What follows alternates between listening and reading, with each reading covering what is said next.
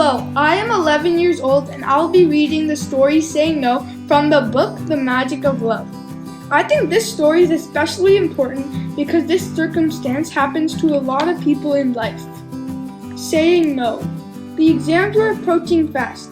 Dharani and Veer were both good students and felt responsible for maintaining their respective positions in class, which is why both took their studies seriously. Veer liked to study with his best friend Rohan. The two boys would often go to the library together or study in each other's homes, which were within walking distance. As luck would have it, Rohan's parents were going to be out of the city for the weekend, and Rohan would have the house to himself.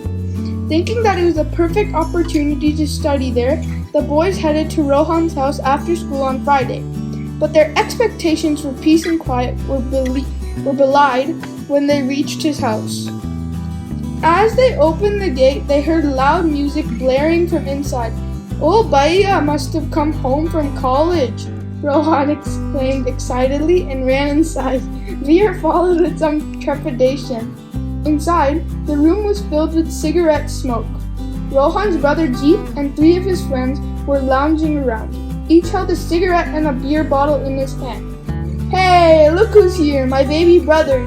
Jeet came up to Rohan and affectionately embraced him. Then he saw Veer and pulled him in too. "Come on, join our little party." Picking up two bottles, he thrust one in Rohan's hand, offering the other to Veer. "No thanks," Veer declined and stepped back, beginning to feel uncomfortable. "Rohan, I'd better go." Barely were the words out of his mouth than Jeet pulled him in again. "Come on, have a little fun. Rohan, give your friend here a cigarette." Before Rohan could respond, Jeet handed Veer his own cigarette, insisting that he take a puff. At first, Veer declined, but Jeet was holding him tight, and Veer realized that the only way to get him off his back was to give in for now. He puffed and coughed as the others laughed and teased him. Another puff and their attention shifted from Veer, who, seizing the opportunity, hastily slipped out of the house unnoticed. Throughout that day and the next, Veer was unusually quiet. Dharani sensed that something was wrong. After breakfast, she went looking for him in the garage, where she knew he retreated with his toolbox whenever he needed to be alone. She found him busy shaving a piece of wood. She pulled up a stool near him and sat down. "Are you okay?" she asked with concern. "Yeah," Veer mumbled without looking up. "You don't look okay. Come on, tell me what's wrong." Veer kept no secrets from Dharani. He stopped working and looked up. "Promise not to tell Mom and Dad." "I can't until I know what it is, Veer." Veer sighed and began telling her everything.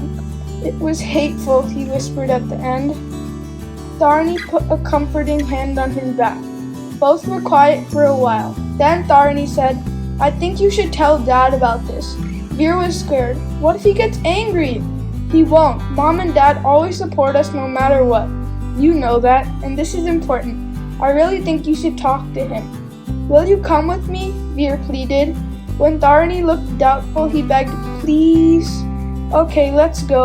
Dharani stood up purposely and Veer followed. Dad was sitting in his favorite lounge chair in the veranda, reading. When he saw his children, he put his book down and beamed, inviting them to join him. "Veer has something to tell you, Dad," Dharani prompted as they settled on the divan opposite him.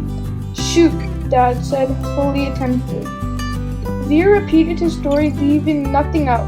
When he was done, Dad got up, sat down next to Veer on the divan, and put his arm round Veer's shoulder. "I am happy that you trusted me enough to tell me this, Veer.